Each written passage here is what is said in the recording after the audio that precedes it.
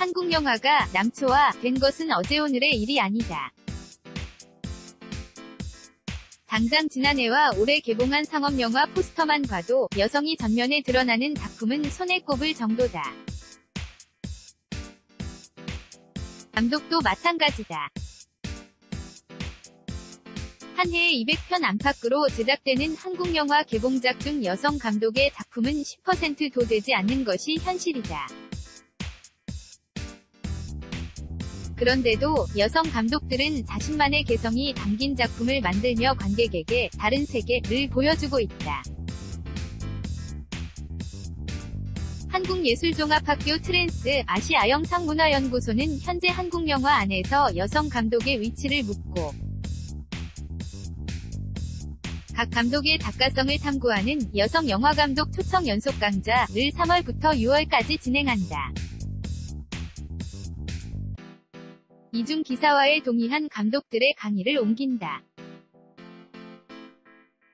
편집자주 글 싣는 순서, 변형주, 계속 욕망하는 사람이 결국 영화를 만든다. 이경미, 제가 보고 싶고, 되고 싶고, 꿈꾸는 여성을 그린다. 임순례, 여성이기에 영화 만들기 어려운 환경 벗어나길. 신수원, 영화로 거짓말을 할 순 없지 않나. 병순, 세상엔 완벽하게 옳은 것도, 그른 것도 없다. 김일란, 지금, 누가, 어디서 소외되고 있는지를 본다. 강유가람, 여자들의 이야기는 기록 안 하면 흘러가 버려. 강유가람 감독은 여성극극, 상을 기본으로 하는 우리나라 고유의 음악극이다. 여성 국극은 남녀 배역 모두를 여성이 맡는다는 특징이 있다. 을 소재로 한 장편 다큐멘. 털이 왕자가 된 소녀들 2011 위 조연출을 맡으면서 다큐 제작에 발을 들였다. 문화기획 집단 영희야 놀자에 속해 있으면서 주로 다큐 작업을 해왔다. 자기 가족 이야기를 통해 한국 사회의 부동산 개발주의를 다룬 모래 2011 이태원이라는 공간과 그곳을 살아냈던 여성들의 초점을 맞춘 이태원 2016 국정농단 사태 때 광장으로 쏟아져 나온 수많은 사람 중 페미니스트들을 조명한 시국페미 2017가 대표작이다. 12일 오후 서울 성북구 한국예술종합학교 영상원 222호에서 여성 영화감독 초청 연속 강좌 강유가람 감독 도시를 보는 여성적 관찰이 열렸다. 강유가람 감독은 원래 영화라는 일에 약간의 환상이 있어서 작업도 하고 싶다는 마음을 가지고 있었다. 고 말했다. 왕자가 된 소녀들 편집 과정에서 연출로 참여하게 되면서 본격적으로 다큐의 매력에 빠졌다는 것이다. 강유가람 감독은 작업할 때 이미지보다는 어떤 내용을 담아야 할지를 중점적으로 생각했다고 밝혔다. 대치동 운마아파트를 배경으로 한국의 부동산 투기를 이야기하는 모래에 대해서는 자기가 국가와 같이 성장했다고 생각하는 아버지, 가족 내에서 사적인 측면을 담당한 어머니, 착한 딸 역할을 하는 저를 통해 한국 사회의 가족주의가 드러났으면 했다. 고 설명했다. 강유가람 감독은 운마아파트라는 소재가 있긴 하지만 그걸 일구는 근간이 한국 사회에 만연한 가족주의라면 그걸 지적할 수 있으면 좋지 않을까 생각했다. 고 덧붙였다. 그는 부모 세대를 비판하고 가족주의를 얘기하는 것도 필요하지만 화자이면서 동시에 그 체제를 구성해온 공모자로서 의 정체성을 드러내는 것도 중요한 측면이라며 우리 세대도 그런 욕망이 없다고 말하기는 어렵지 않을까? 이걸 인정하는 게 그때는 중요했던 것 같다. 고 부연했다. 용산 뉴타운 재개발과 기지촌 부근 여성들의 이야기, 이태원은 등장인물의 사연보다는 이태원이라는 공간에 대한 고민이 더 먼저였다고 고백했다. 강유가람 감독은 초반에는 인물 인터뷰를 많이 했는데 제가 상상했던 그런 답변들이 잘 나오진 않았다.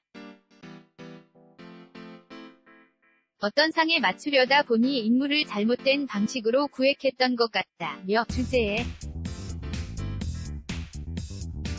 맞춰 얘기를 담는 게 아니라 상황에 맞추다 보니 구성이 느슨해졌다 고 전했다.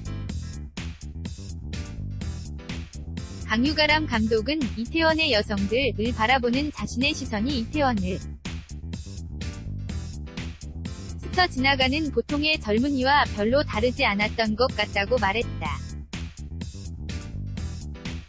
그는 출연한 분들에게는 저 역시 불편한 존재일 수도 있다.